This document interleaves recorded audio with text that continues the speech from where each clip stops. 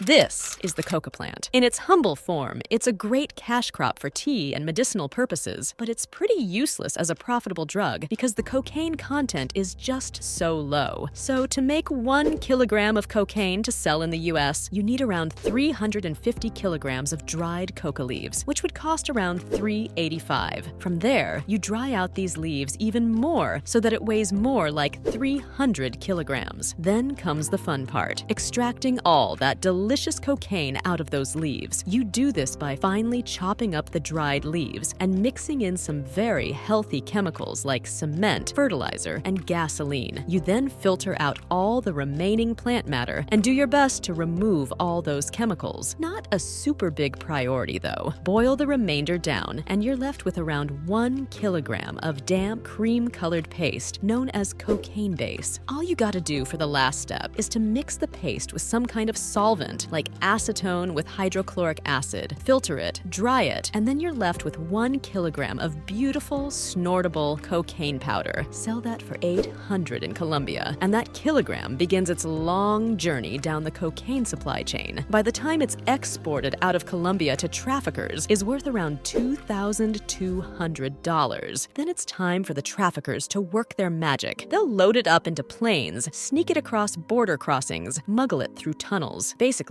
they'll do whatever it takes to get it imported into markets like the US. Once they do, the value of that kilogram jumps up to around $14,500. Not bad, but just because you got it into the country doesn't mean you're done yet, because now it's time for that kilogram to climb down the ranks to eventually get to our loyal customers. And keep in mind, at each stage, handlers will usually cut the cocaine with other substances to make the product go further. That's too much. Too much? That's too much. Okay, all right. The next stop is to the mid-level dealer, which jacks up the price to around $19,500. And finally, the mid-level dealers then distribute it to their street-level dealers, who then sell it to our happy customers. And after all the cutting, diluting, and marking up of the product is accounted for, what started out as a mere $3.85 in dried leaves in South America has turned into a glorious $122,000 in pure, unadulterated cocaine. How? Because of the magical economics of drug cartels. Drug cartels are a lot like Walmart. The biggest complaint about Walmart is that they're kind of like a monopoly, but a little bit different. Walmart does have plenty of competitors, but since they're the biggest and control so much of the customer base, they're able to dictate what they're doing, to how much they're willing to pay suppliers for their products because they're the biggest buyer. Or in other words, instead of Walmart being a monopoly, it's a monopsony. Whereas a monopoly is when there's a single seller in the market, only one company selling oil, for example. A monopsony is when there's just a single buyer in the market, to where instead of the customers getting squeezed, it's the suppliers getting squeezed. Drug cartels have the exact same advantage. Most of them don't grow their own drugs. They buy drugs from ordinary poor farmers that are just trying to make a living. Then they package it up all nice and handle all the distribution to customers, kind of like Walmart. Since drug cartels control a piece of territory at gunpoint, a city, region, or even an entire country, the farmers can't exactly,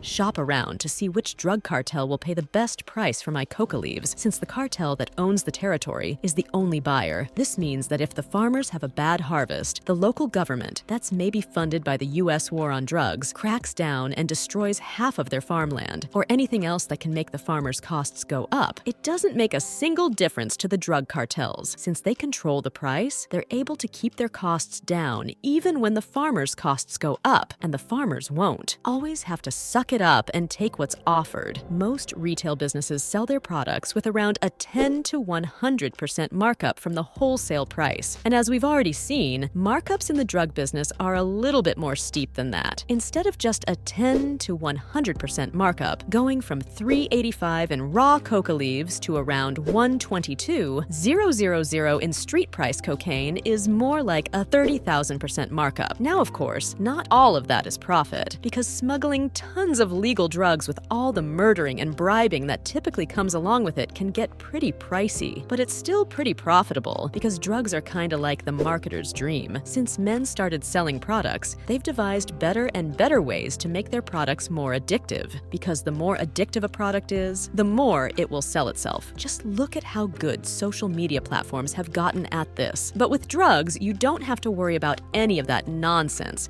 because drugs are as addictive as it gets. So obviously, starting a drug cartel is the only logical choice moving forward. But what would that process look like? I'm here, building an empire. In some ways, the drug trade is the ultimate form of entrepreneurship. One tough part about the drug trade is that since it's illegal, instead of a traditional market where anyone can easily set up shop, the drug trade is more of a network market where a big part of your success is from the connections you have. So how good are you at making new friends? How good are you at earning the trust of criminal strangers? Since there's no rule of law, you can't just take someone to court or call the police if they wronged you. So how good are you at managing relationships, resolving conflicts, or better yet, are you able to manage people in a way where conflicts don't even arise in the first place? And if someone does purposely stab you in the back, how willing are you to use violence? Because even though violence is usually generally bad for business and used as a last resort because it attracts the wrong attention, the more ambitious you are when you need to be, the higher chance you'll succeed in this world. And with all this money on the line, drug traffickers have tried nearly every idea under the sun. So what innovation can you bring to the table to outwit authorities and make more money? Felix Gallardo didn't rise to power from just doing what every other drug lord did. No, he not only came up with the idea to join together all the major cartels in Mexico into one federation, but he was actually able to pull it off and get them to cooperate with each other. El Chapo is the same story. When everyone else was struggling to bring drugs across the border or over the border, he came up with the innovative idea to use tunnels to bring drugs under the border, and subsequently became the most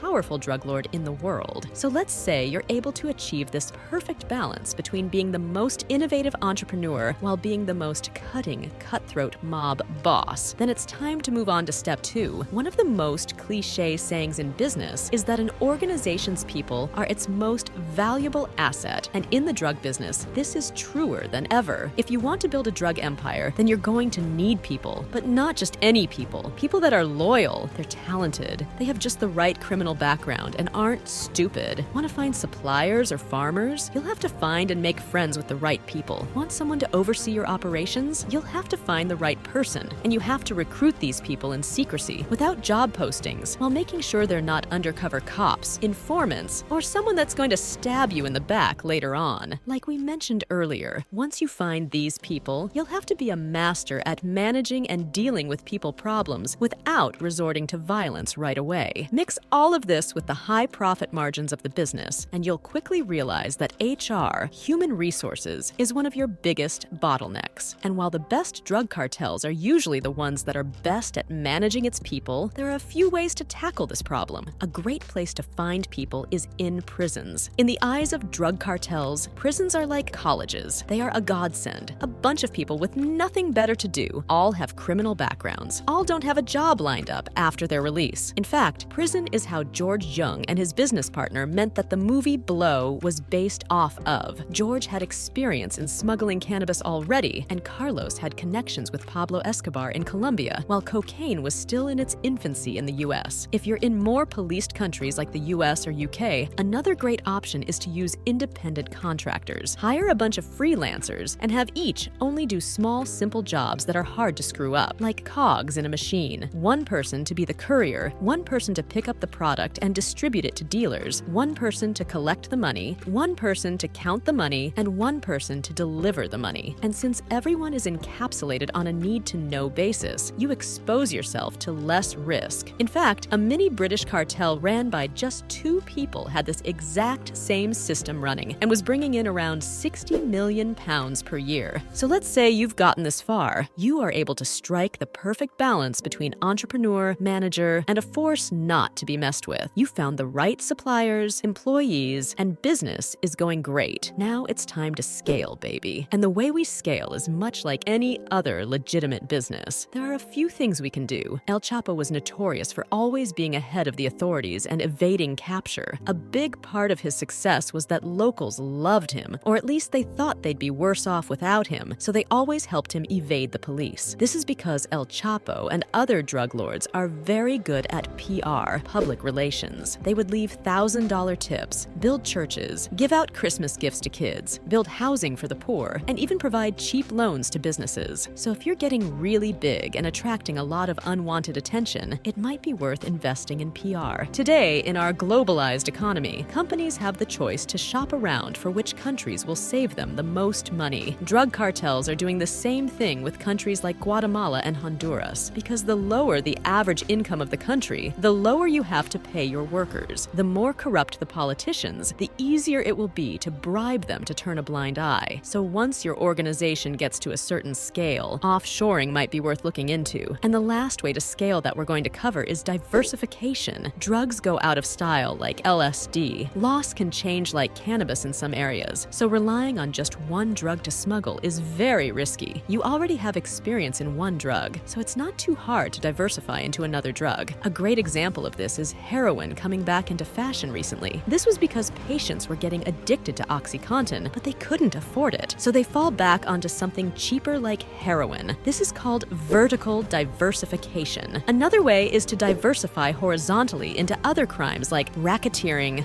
gun running, human trafficking, or whatever your heart desires. Again, you already have the infrastructure. Now it's just a matter of repurposing it to fit other operations. And if you've gotten this far, then it's time to sit back, relax, and enjoy all that sweet, sweet drug money.